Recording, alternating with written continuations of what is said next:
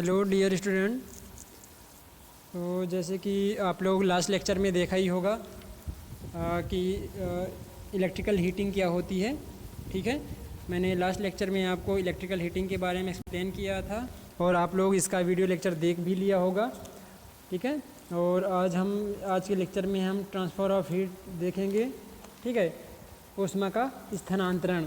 तो ऊष्मा के स्थानांतरण के बारे में जानेंगे। लास्ट लेक्चर में हमने जो हमारे इलेक्ट्रिकल हीटिंग होती है उसके हमने एडवांटेजेस देखे थे। ठीक है, उसके कैरेक्टरिस्टिक्स देखे थे, उसकी विशेषताएं देखा था। ठीक है, अब यहाँ पर हम इस लेक्चर में ट्रांसफ़र ऑफ हीट देखेंगे। ठीक है, ऊष्मा का स्थानांतरण। तो जो ऊष्मा को एक स्थान से दूसरे स्थान ट्रांसफ़र करना ऊष्मा स्थानांतरण कहलाता है। ठीक है, हीट को कहीं पर भी ट्रांसफ़र करना ऊष्मा स्थानांतरण कहलाता है। तो ऊष्मा स्थानांतरण करने की मेथड्स अलग अलग होती हैं, हीट ट्रांसफ़र की अलग अलग मेथड होती हैं। तो हम विभिन्न प्रकार के मेथड में इस वीडियो लेक्चर में देखेंगे। ठीक है, तो मैं आपको सभी के बारे में एक्सप्लेन करूँगा। ठीक है, और इसका PDF आपको गूगल क्लासरूम में मिल जाएगी। ठीक है, तो गूगल क्लासरूम से आप PDF को डाउनलोड करके और उसको ज़रूर रीड करें। ठीक है, और आपको डेली बेसिस पे लेक्चर देखना है। ओके, तो चलिए हम स्टार्ट करते हैं ट्रांसफ़र ऑफ हीट, ऊष्मांतरण।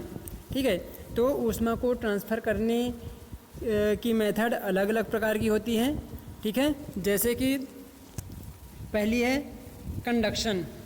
ठीक है, कंडक्शन, इसको हिंदी में हम बोलते हैं संचालन। ठीक है, तो कंडक्शन मेथड है जो फर्स्ट मेथड आपको स्क्रीन पे दिखाई दे रही है। ये हीट ट्रांसफ़र करने की एक मेथड होती है, इसके माध्यम से हम हीट ट्रांसफ़र करते हैं।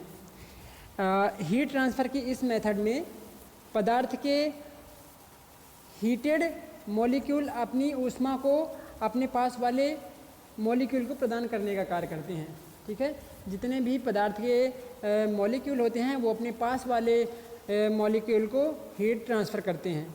ठीक है, इस प्रकार से एक मॉलिक्यूल दूसरे मॉलिक्यूल को हीट ट्रांसफ़र करता है। ठीक है, तो जो कंडक्शन मेथड है इसमें विभिन्न प्रकार के जो हमारे मॉलिक्यूल्स होते हैं वो हीट को दूसरे मॉलिक्यूल को ट्रांसफ़र करते हैं, अपने पास वाले दूसरे मॉलिक्यूल को हीट ट्रांसफ़र करने का कार्य करते हैं। ठीक है, और इसमें क्या होता है, ऊष्मा का जो स्थानांतरण है पदार्थ के एक भाग से दूसरे भाग तक टेम्परेचर ग्रेडियंट पर डिपेंड करता है। ठीक है, उसका टेम्परेचर ग्रेडियंट क्या है वो डिपेंड करता है कि एक भाग से दूसरे भाग में किस प्रकार से हीट ट्रांसफ़र होगी। ठीक है, और हीट तभी तक ट्रांसफ़र होते रहती है जब तक कि उनके मतलब जो भी हमारा मटेरियल है या जो भी हमारे मॉलिक्यूल हैं उनमें टेम्परेचर डिफरेंस होता है। यदि टेम्परेचर डिफरेंस ख़त्म होता है तो फिर हीट ट्रांसफ़र नहीं होती है। ठीक है, तो इस प्रकार से हम कंडक्शन के बारे में समझ सकते हैं। ठीक है, कंडक्शन मतलब कि जैसे हम किसी भी रॉड के एक हिस्से को गर्म करते हैं तो दूसरा हिस्सा भी गर्म हो जाता है। तो किसी भी मेटेलिक बॉडी को, किसी मेटेलिक पदार्थ को हम गर्म करते हैं तो एक हिस्से को गर्म करते हैं तो दूसरे हिस्से में भी वो गर्म हो जाता है। तो इस प्रकार की जो हीट ट्रांसफ़र की मेथड होती है उसको हम कंडक्शन बोलते हैं। ठीक है, तो उसमें क्या होता है कि जो पास वाले मॉलिक्यूल होते हैं, कंडक्शन मेथड में क्या होता है कि पास वाले मॉलिक्यूल दूसरे मॉलिक्यूल अपने पास वाले मॉलिक्यूल को हीट ट्रांसफ़र करते हैं। इस प्रकार से धीरे धीरे वो हीट जहाँ पर तापांतर होता है उस पदार्थ वो धीरे धीरे वो गर्म होता चला जाता है। ठीक है, तो इस प्रकार से जो हीट ट्रांसफ़र होती है इसको हम कंडक्शन बोलेंगे। नेक्स्ट मेथड होती है हीट ट्रांसफ़र की कन्वेक्शन। ठीक है, जिसको हम संवहन बोलते हैं हिंदी में।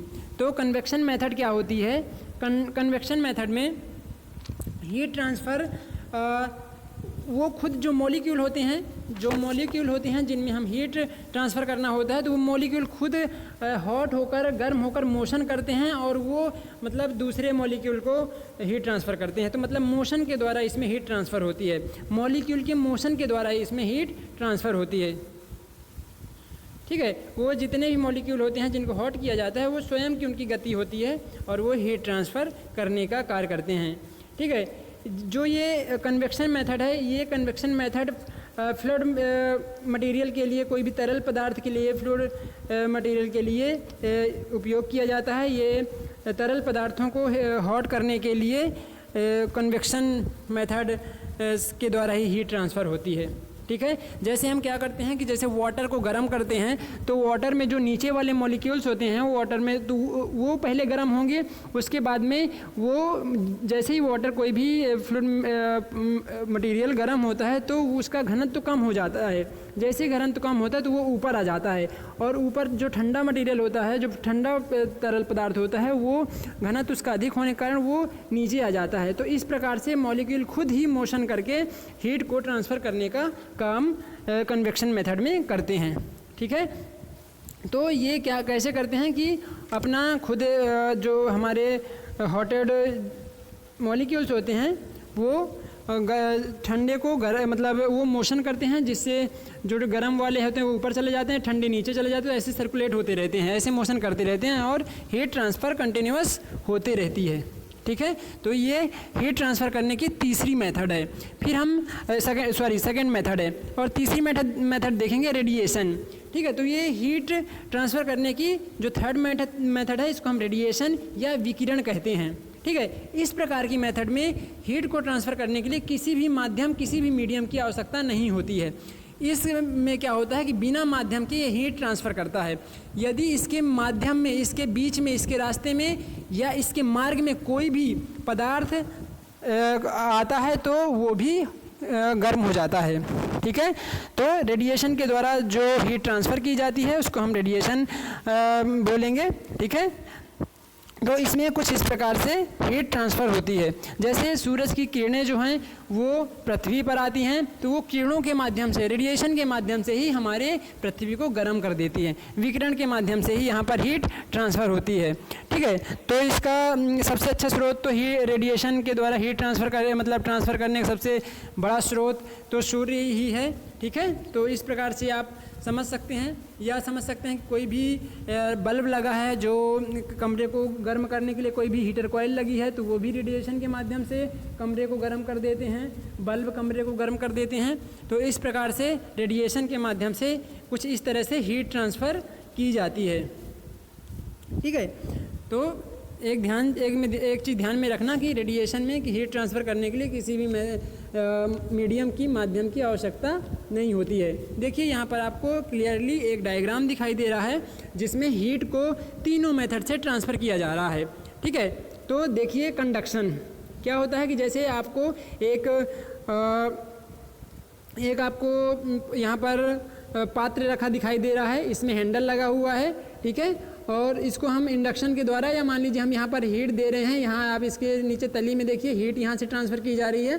तो जब वाटर अंदर यदि गर्म हो रहा है तो ये मॉलिक्यूल जो नीचे हॉटेड मॉलिक्यूल होते हैं ये इनका घनत्व कम हो जाता है और ये ऊपर आ जाते हैं, और ऊपर का जो ठंडा मॉलिक्यूल पदार्थ होता है उसके मॉलिक्यूल, उसका जो घनत्व होता है अधिक होने के कारण उसके वो नीचे चला जाता है। तो इस तरह से इसके मॉलिक्यूल सर्कुलेट करते रहते हैं और हीट ट्रांसफ़र होते रहती है, ऊपर का भी वाटर गर्म हो जाता है। ठीक है, जबकि हीट हम नीचे दे रहे हैं लेकिन उनके मॉलिक्यूल के मोशन के कारण ऊपर का भी, ऊपर जो लेयर में वाटर है वो भी गर्म हो जाता है। ठीक है, तो ये जो वाटर को गर्म करने की प्रोसेस है, मिल्क गर्म करने की प्रोसेस है, तो ऐसी प्रोसेस के द्वारा इस प्रोसेस के द्वारा जो हीट ट्रांसफ़र की जा रही है इसको हम कन्वेक्शन बोलेंगे। ठीक है, फिर यदि हम कंडक्शन की बात करें तो कंडक्शन में देखिए हम हीट कहाँ पर दे रहे हैं, हम जो भी ये पात्र है इसके निचले लेयर में, बॉटम में दे रहे हैं, लेकिन ये धीरे धीरे क्या होता है कंडक्शन के माध्यम से इसकी हैंडल भी गर्म हो जाती है। यदि कोई भी पात्र रखा हुआ है, यदि ये मेटल का है तो इसका हैंडल भी हॉट हो जाता है। तो उस कंडीशन में ये हीटेड हैंडल कंडक्शन के कारण होता है।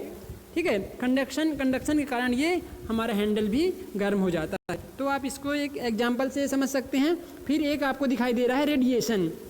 तो रेडिएशन क्या है, जो हमारा जहाँ पर कोई भी मीडियम है, मीडियम का मतलब है कि जो हमारा जहाँ पर सोर्स है, ठीक है, जो हीट एनर्जी को इमिट कर रहा है वो कहीं पर वो मतलब रेडिएशन के द्वारा भी ट्रांसमिट करता है। जैसे कुछ जो वेस्ट चली जा रही है आजू बाजू से आपको दिखाई दे रही है, वेस्ट चली जा रही है रेडिएशन के माध्यम से एटमॉस्फेयर में जा रही है, तो ये रेडिएशन के माध्यम से जा रही है। ठीक है, तो ये रेडिएशन से यहाँ पर हीट ट्रांसफ़र हो रही है। फिर उसी प्रकार से एक डायग्राम आपको यहाँ पर भी दिखाया गया है।